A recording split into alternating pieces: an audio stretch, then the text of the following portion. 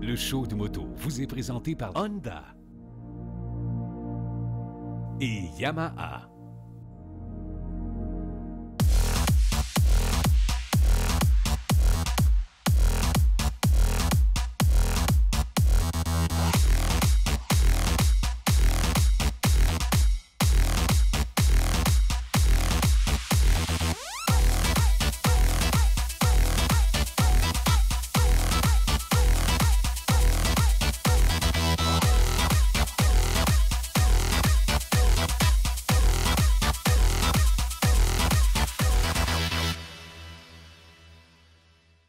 Bonjour tout le monde, bienvenue au show de moto. Je m'appelle Éric Ménard et c'est notre 12e saison du show de moto qui commence aujourd'hui. On commence, comme à l'habitude, au Salon de la moto de Montréal. On retrouve des vieux amis, on découvre de nouvelles motos. On va d'ailleurs faire le tour du salon ensemble pour faire un survol de toutes les nouveautés chez tous les fabricants. Alors ne bougez pas, ça s'en vient. Mais tout d'abord, voici un aperçu de ce qui s'en vient dans le show de moto cette saison. On est allé en Mongolie, on est allé au Mexique, on se promène un peu partout sur la planète et on essaie des motos de luxe et qui vous feront rêver toute la saison.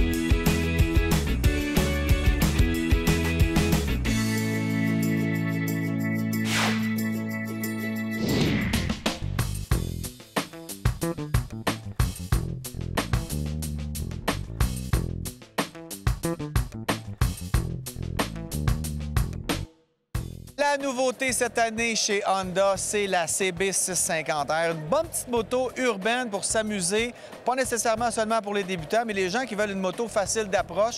On a un bon moteur 649 cc là-dessus qu'on a incliné vers l'avant de 30 degrés, ce qui fait que ça baisse en fait le centre de gravité. Ça la rend encore plus facile à manier dans le trafic. Donc, une belle moto, le contrôle de la traction qu'on peut désactiver puis si on veut s'amuser un petit peu plus, les fourches inversées, les freins ABS. Donc, rapport qualité-prix, très intéressant.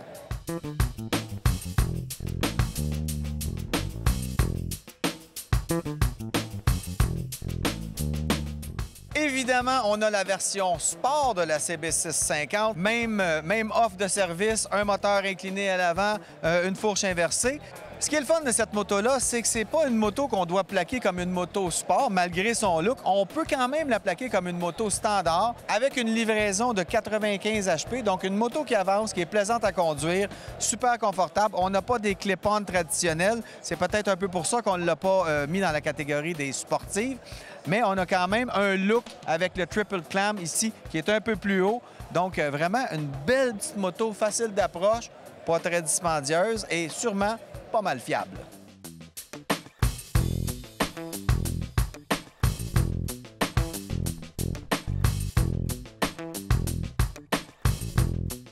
Mais la nouveauté au Salon de la moto de Montréal dans le domaine des sportives de haut niveau, c'est définitivement cette Ducati Panigale V4R, une moto qui fait rêver non seulement pour ses lignes extraordinaires, les motos italiennes ont toujours un petit quelque chose, mais aussi pour les performances.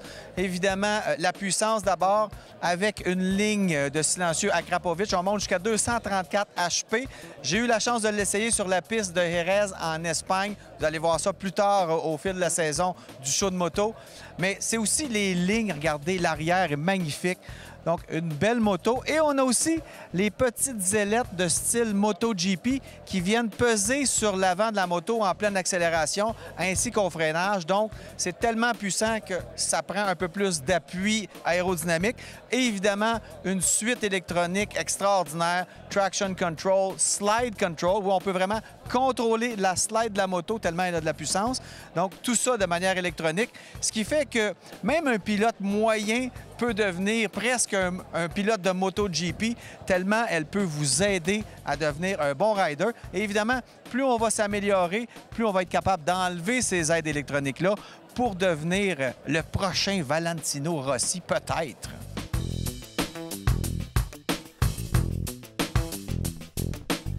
Ça fait pas mal de nouvelles motos, mais bougez pas parce qu'on en a encore plein à vous présenter après la pause.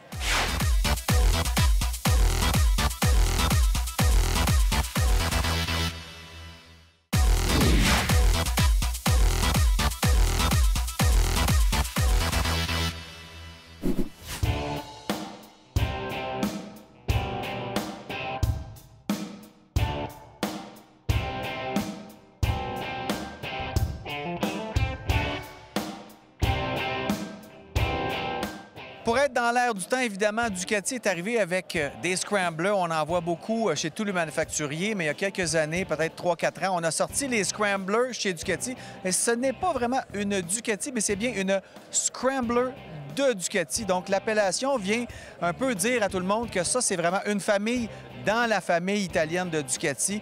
Donc, des scramblers, il y en a 5 maintenant. La plupart sont disponibles avec les moteurs de 800 cc, mais on en a 3 qui peuvent aussi être offertes avec des moteurs de 1100 cc. Donc, des beaux looks, des looks le fun, des appellations aussi bien plaisantes comme le Desert Scrambler, des choses comme ça. Alors, c'est vraiment des belles motos à découvrir, motos urbaines ou pour faire des petites routes de campagne. Vraiment des beaux modèles.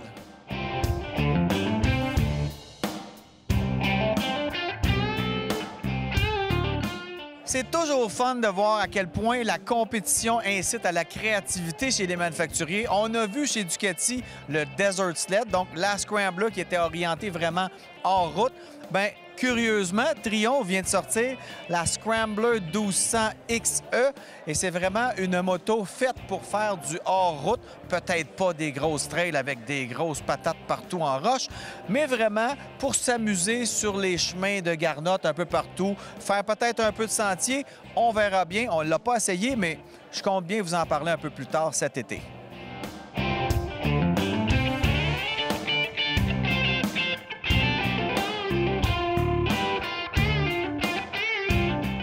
Si vous suivez un peu le monde de la moto, vous savez que le double usage est en constante progression et Moto Guzzi ne va pas laisser passer ce marché-là. Il nous arrive avec la V85 TT, donc une moto aventurière, 850 cc dans un bicylindre en V, 90 degrés. Donc une belle moto pour faire des petits chemins de campagne. On a 80 chevaux de puissance, donc c'est peut-être un peu juste si on veut vraiment faire le fou un peu sur les chemins de garnotte, mais regardez-la, c'est un design italien. Comme toujours chez Moto Guzzi, on arrive avec une approche différente en style de design, avec des lumières ODEL en avant, un tableau de bord aussi complètement électronique.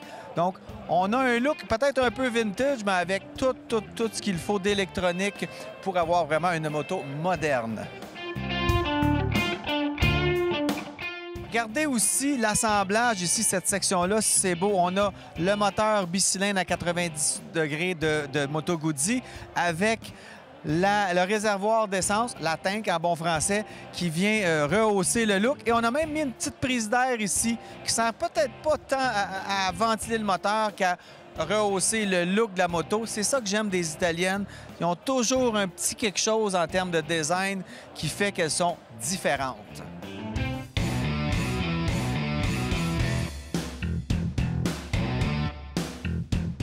S'il y a une chose qui me frappe en venant à tous les salons de la moto de Montréal à chaque année, c'est l'évolution des kiosques. On est vraiment rendu avec des kiosques presque lifestyle chez certains fabricants, comme par exemple chez Harley-Davidson. On a des tables de baby-foot, on a une DJ en fonction, toutes sortes de jeux, un feeling un peu bar, un peu comme si on allait veiller chez un chum. C'est souvent ce que les gens qui ont des Harley font. Ils vont vraiment habiller leur garage avec tout ce qui tourne autour de la moto Harley-Davidson. On a des fauteuils, donc on veut que les gens se sentent bien ici, qu'ils viennent faire le party. C'est ça qui est le fun chez Harley. C'est pas la nouveauté de l'année chez Harley-Davidson, on va vous en parler tantôt, mais La Fat Bob 114, c'est quand même une moto pas mal intéressante dans la famille des Softail de Harley-Davidson. Une moto qui se veut un peu plus sportive. Bon, ça reste une custom de chez Harley-Davidson, donc c'est pas l'agilité d'une vraie sportive, mais on peut s'amuser pas mal là-dessus. Et son look avec la lumière rectangulaire, on l'appelle la moto de l'apocalypse des zombies. Et je suis pas mal d'accord avec ça.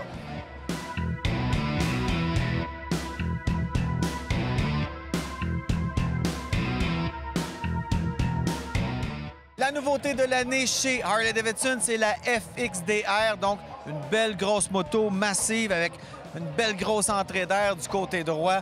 Un beau look. Encore une fois, chez Harley, on courtise les plus jeunes riders. C'est quand même une moto assez dispendieuse comme première moto, là, mais un beau look, un beau gros pneu à l'arrière, le moteur Milwaukee 8 114 de 1868 cm3, donc ça tire en masse. Puis ça attire tout le monde, hein? Elle charme l'œil. Alors, un beau produit Harley-Davidson pour, encore une fois, aller rafraîchir le bassin des riders qui seraient attirés par la belle marque américaine. Il y a quelque chose chez Harley-Davidson qui fait qu'on se sent toujours un peu plus rebelle. Ça me donne le goût de faire des mauvais coups comme... Est-ce que vous êtes en train de jouer?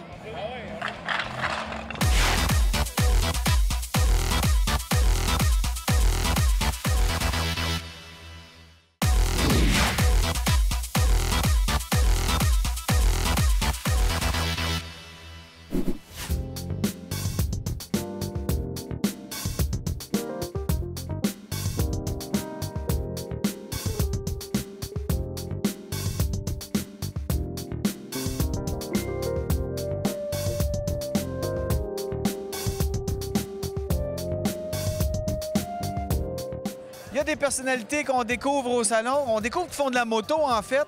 Loulou, on s'est vu l'an passé. Frérot, Rick. Écoute, j'ai quasiment le goût de faire parce qu'il a parlé avec vous autres, des grands chanteurs. T'as le goût d'avoir une belle voix, tu sais. Ah, c'est donc bien gentil. Fait que là, vous autres, vous faites la raide de filles. Toi, tu viens de joindre à ta sœurette cette année pour faire ça. Alors, qu'est-ce qu'on fait pour la raide de filles? On va rider avec... Faut être une femme, d'abord? Faut être une femme, faut s'inscrire, faut ramasser des sous qui s'en vont directement à la Fondation québécoise du cancer du sein. Cette année, on part de Saint-Bruno. On s'en va jusqu'à Granby, qui est vraiment... Il va se passer de quoi de bien spécial à Granby. Puis après, on finit ça à Sorel, où je vais faire le spectacle de clôture du Festival d'Agiblotte de Sorel.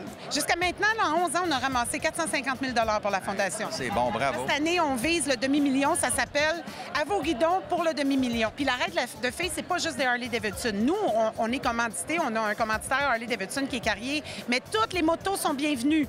Les filles, peu importe, on ne discrimine pas. On veut juste être le plus de filles possible.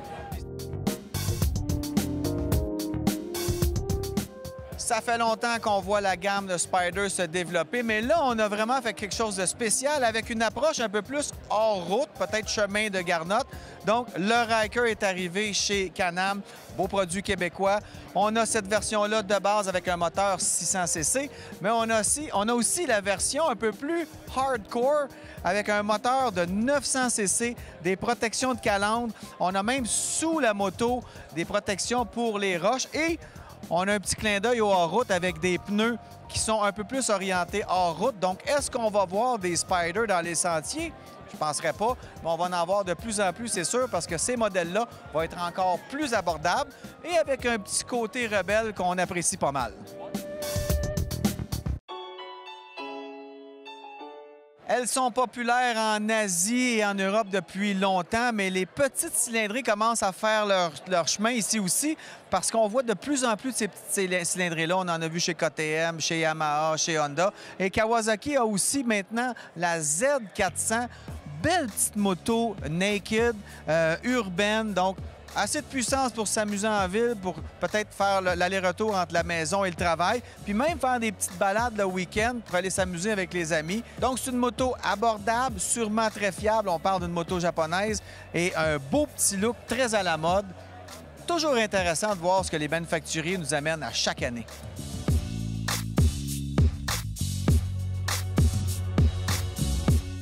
S'il y a une valeur sûre chez Suzuki, c'est bien la V-Strom. On a maintenant la version 1000X ABS, donc encore plus aventurière qu'à l'époque où c'était plutôt une routière avec un look double usage. Là, on a vraiment affaire à une vraie moto qui peut faire du beau chemin de Garnotte sans problème. Elle vient quand même pas mal équipée avec les protections de moteur de série. On peut bien sûr y ajouter la panoplie d'accessoires hors route comme des bonnes valises en métal. Et vous voyez qu'elle attire l'œil, hein, parce que tout le monde vient voir la V-Strom.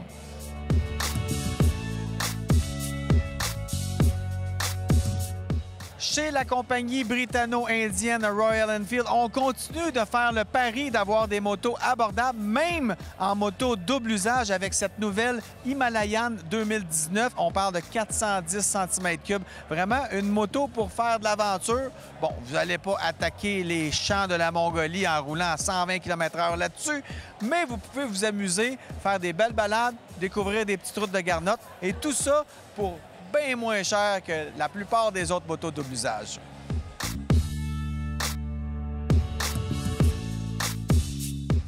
Si Ducati est arrivé avec la Panigale V4R avec des petites ailettes à la façon MotoGP, bien Aprilia, il va aussi avec sa version des petites ailes intégrées dans le carénage de sa moto la plus sportive, la RS V4 1100 Factory. On vous en a déjà parlé l'an passé. J'ai eu la chance d'aller essayer le précédent modèle sur une piste de course en Espagne, mais là, c'est la nouvelle Aprilia RS V4 Factory. Donc, un peu revampé, tout en gardant l'essence même de cette RSV4. Donc, beaucoup d'aide électronique, une panoplie de choses pour vous aider à être un meilleur rider. C'est un peu la mode dans les super sportives. On a des motos ultra performantes, ultra puissantes, mais avec plein d'aides électroniques qui viennent tricher un peu notre performance puis faire de nous de vrais grands pilotes. En tout cas, on a l'air.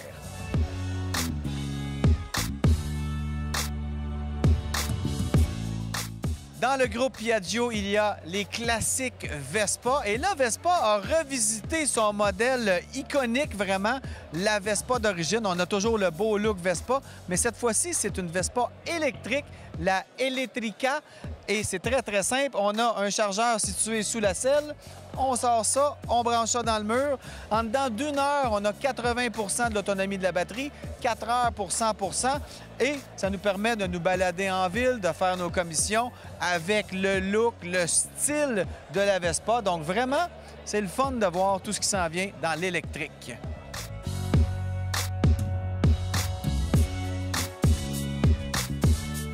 Comme vous pouvez le constater, le monde de la moto évolue constamment. Bougez pas, après la pause, on vous montre encore plus de nouveaux modèles.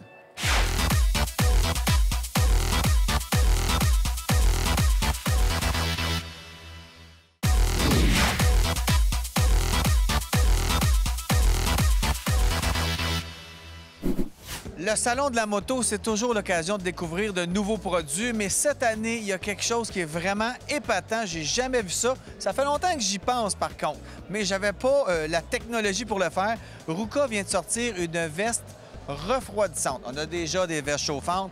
Vous savez, si vous regardez l'émission, que j'adore les vestes chauffantes pour rouler quand il fait froid, mais il n'y avait rien pour les temps très chauds. Et avec l'été qu'on a eu l'année passée, j'aurais aimé ça avoir ça. C'est une veste refroidissante, donc on a un petit ventilateur ici et l'air va se promener partout sous la veste.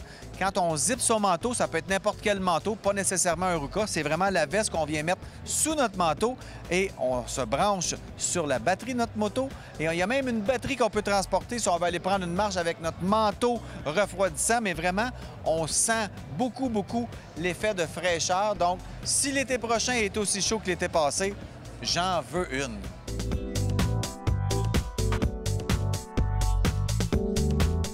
Cette saison au show de moto, je vous amène avec moi au GS Trophy en Mongolie. C'est la compétition internationale de moto GS de BMW. Alors cette année, on arrive maintenant avec une nouvelle version, la 1250. Ce qu'on a roulé en Mongolie, c'était les 1200. Mais vous allez voir que ces motos-là n'ont pas juste un look aventure. Ce sont des tanks. On peut passer n'importe où avec ça en autant qu'on ose le faire. C'est vraiment des belles motos. Donc ici, on a la moto de couleur HP avec évidemment plein de gadgets électroniques pour vous aider à piloter ces grosses motos de plus de 500 livres.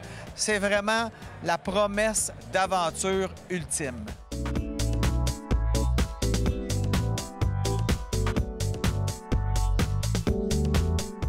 Dans la moto-aventure, c'est toujours des compromis. On veut avoir plus de puissance, plus de confort, plus d'autonomie, sans perdre ni confort, ni puissance, ni autonomie. Donc, on veut une moto qui fait tout parfaitement. L'Aventure R, elle propose un peu ça. Donc, un moteur de 790 cc, 20 litres d'essence. Donc, on parle d'une autonomie de 400 km, ce qui est vraiment très bien pour une petite moto comme ça. Et la R, comparativement à la 790 d'origine, elle a des pneus plus agressifs, de meilleures suspensions, meilleur débattement. Donc, une moto qui est vraiment orientée hors route. Vous pouvez faire de la route avec ça, mais le fun commence où la garnotte commence.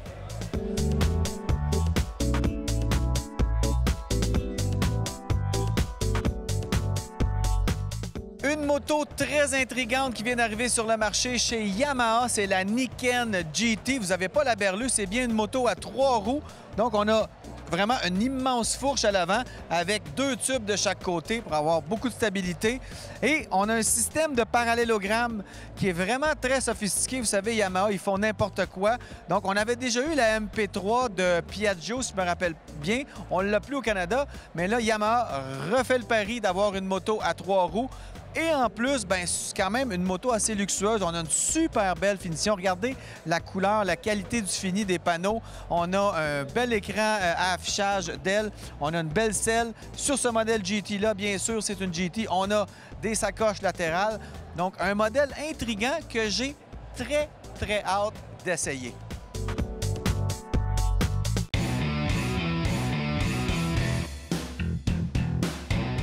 Une petite compagnie qui est vraiment à découvrir, c'est Husqvarna. Oui, vous avez bien entendu Husqvarna comme les scies à chaîne et tout ça, mais c'est complètement une autre division. Ils font des motos, si vous n'étiez pas au courant, comme celle-ci qui s'appelle la Svartpilen. Oui, Svartpilen. Ça, c'est une moto plus urbaine. Regardez les belles petites trous de broche ici. C'est un 400 cc, donc c'est moins cher de plaque.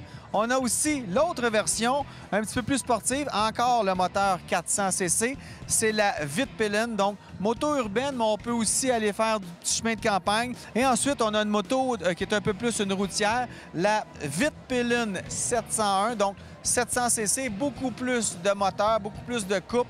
Donc ça, c'est vraiment une moto le fun. On est là-dessus, on dirait qu'il n'y a pas de moto en dessous de nous. On a le nez dans le vent, on a juste le goût de se promener un peu partout. Petit chemin de campagne, les petites allées urbaines, on a du fun avec ça. Et tout ça avec un look qui est vraiment pas mal unique sur le marché.